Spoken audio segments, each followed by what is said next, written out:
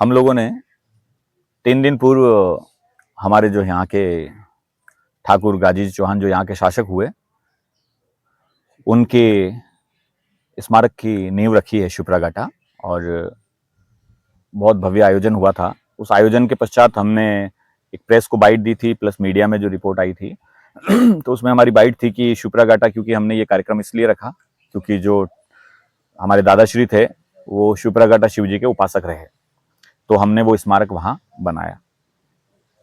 उसके बाद कुछ ऐसे व्यक्ति थे जिनको ये सच सहन नहीं हुआ, तो उन्होंने अनर्गल टिप्पणियां सोशल मीडिया पे शुरू की।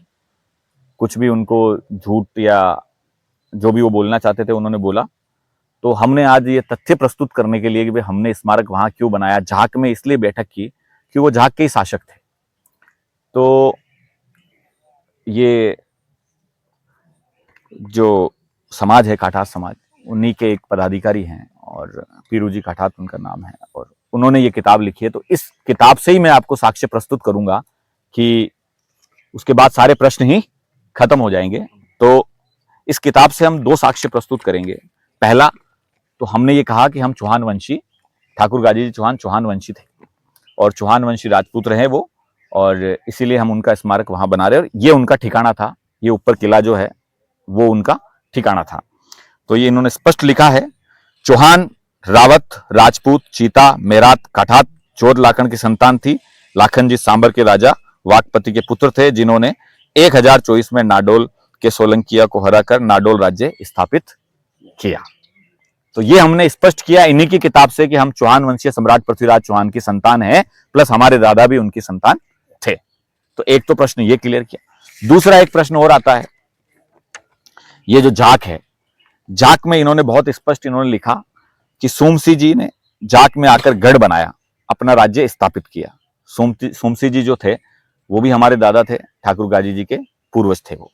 तो उन्होंने झाक बसाया, और झाक तालाब की जो पाल है, ये झाक तालाब की पाल बनाई, और तालाब के ठीक पश्चिम में एक बावड़ी खुदवाई जो वर्तमान में भी उपस्थित है, वर्तमान में भी यहाँ पे है। और बरगद के पेड़ के नीचे एक खंडर रूपा जो अभी जो पड़ा है, वो जो ऊपर जो आपने देखा है वो उनका गढ़ हुआ है।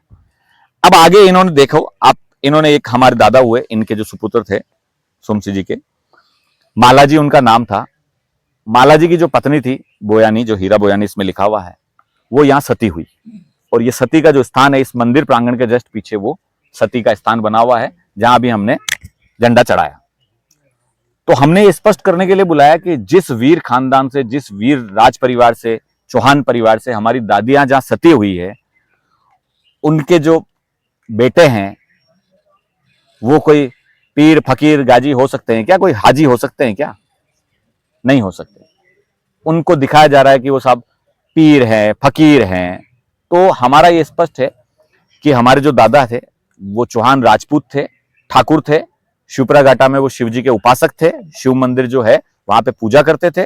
और ये जो भी लोग स्पष्टीकरण कर रहे हैं वो अपना किसको क्या मानते हैं, हमारा विषय ये भी नहीं है। हम तो ये है कि जो चौहान परिवार है, हम हमारे दादा का जो स्मारक बना रहे हैं उस पर किसी भी प्रकार के प्रश्न उन्हीं की किताब में से हम जवाब दे रहे हैं। आप भी समझ सकते हैं कि जिनकी माए सती हुई है उनका धर्म क्या होगा, जिनकी माए सती हुई है उनका धर्म चौहान राजपूत ही होगा। तो ये स्पष्ट है। अब कोई आदमी झूठ का चोला उड़ाना चाहता है, करना चाहता है, कई स्लीपर सेल भी काम करते हैं, कई तरीके के धर्म परिवर्तन वाले लोग भी काम करते हैं, वो करते रहेंगे, लेकिन खुल के हमारे समाज, चौहान समाज और हमारे ठाकुर, ये जो चौहान ठाकुर है झाक के, इनके ऊपर अगर कोई अंगुली उठाता है तो फिर उस पर कानूनी कार्रवाई भी होगी, और अगर किसी प्रकार की जिम्मेदारी होती है तो भी वो उसकी होगी। तो ये विषय है। दूसरी बात, उनकी पत्नी ठाकुर गाजी चौहान जी की पत्नी कौन थी? उनकी जो पत्नी थी उनका नाम था रत्ना दे। जो पहले ठकुराइने हुआ करती थी उनके नाम के पीछे दे लगता था, उनका नाम था रत्ना दे, और वो शिशोधनी राजपूत थी। उन्होंने यहां झाक में शासन किया। और एक और उनकी जो रानी थी वो पोखरनी थी। वो पोखरनी, शामगढ़ का किला अभी बना हुआ है, उन्होंने शामगढ़ के किले पे राज किया, और उनके बेटे जो थे शामगढ़ पे उन्होंने राज किया। हम जो जिनकी बात कर रहे थे, हम लोग हैं, हम कलावत, जो झाक में जो बसे हैं वो कलावत है। नाम कल्ला दादा बोलते हैं, उनको कलावत कहा जाता है। और कलावतों ने झाक पे, उसके बाद जो शिशोधनी दादी के जो बेटे हैं वो कलावत, हम कलावत हैं। जैसे हम लोग पटेल हैं, लंबरदार जी भी है, बाबू भाई जो उस दिन शिला उसमें बैठे थे। और आज भी जब होली और दिवाली होती है तो जो हमारे जो ठाकुर हैं, दादा के जो हमारे बेटे हैं, पिछली बार होली में भी आया था, ऊपर जाग की हथाई पे ठाकुर के रूप में वो आज भी बैठते हैं, चौहान ठाकुर है। ये कोई चीजें झूठ नहीं है।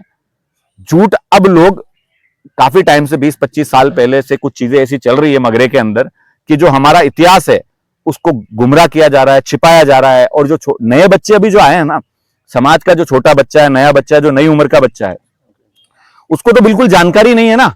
उसके जो पिता है उसको तो सब पता है, लेकिन जो नया बच्चा है उसको कोई जानकारी नहीं है। अभी उसको ये पूछो आप कि भाई आप चौहान ठाकुर चौहान हो या नहीं हो, तो वो कहेगा क्या बात कर रहे हो, हम तो है ही नहीं, हम कहां से हैं। तो उसका कारण है उसको झूठ बताया जा रहा है। मैं फिर स्पष्ट कर रहा हूं, कोई व्यक्ति क्या धार्मिक रीति नीति अपना रहा है मेरा वो विषय नहीं है, वो उसका पर्सनल इंटरेस्ट है, वो क्या धर्म मानता है क्या धर्म नहीं मानता है। मेरा एक स्पष्ट ये संदेश है कि सम्राट पृथ्वीराज चौहान के वंशज जो है वो कत्ते ही मुसलमान नहीं हो सकते, नहीं हो सकते, नहीं हो सकते। और वो मेहराज तो कत्ते ही मुसलमान नहीं हो सकते, किसी कंडीशन में नहीं है। होते तो जाति प्रमाण पत्र बनता ना उनका, बना है क्या आज तक? नहीं। कोई व्यक्ति कोई रीति नीति मान रहा है, मानता रहे, वो हमारा सब्जेक्ट नहीं है बिल्कुल। हम उसको कोई ऑब्जेक्ट, मैं माता जी की पूजा करने आया हूं ना, मैंने झंडा चढ़ाया ना, क्योंकि मेरी आस्था माता में है। मेरे दादा ने जिस मंदिर की स्थापना की है, ये पत्थर हमने इसलिए रखा है 1800 क्या लिखा हुआ सर 1812, ये उस समय का ये लगा हुआ है, शिलालेख है 1812 का, उस समय का शिलालेख है। तो ये तो ये जो लड़ाई है ना साहब, ये जो लड़ाई है, ये लड़ाई हिंदू मुसलमान की नहीं है, ये लड़ाई सच और झूठ की है। ये लड़ाई उस सच की है जो चौहान यहां पे शासक थे, उन चौहानों के इतिहास को दबाया जा रहा है, बदला जा रहा है, छिपाया जा रहा है, गुमराह किया जा रहा है, उसको सामने लाने की लड़ाई है ये। तो ये स्पष्ट है। आपके कोई प्रश्न है तो आप मुझसे पूछ सकते हैं, कोई से भी प्रश्न, किसी भी प्रकार के प्रश्न सोशल मीडिया पे, क्योंकि आपको बहुत रिपोर्ट भी हुआ आपका वो, और तो मैंने आपको कहा कि आप पूछ लीजिए।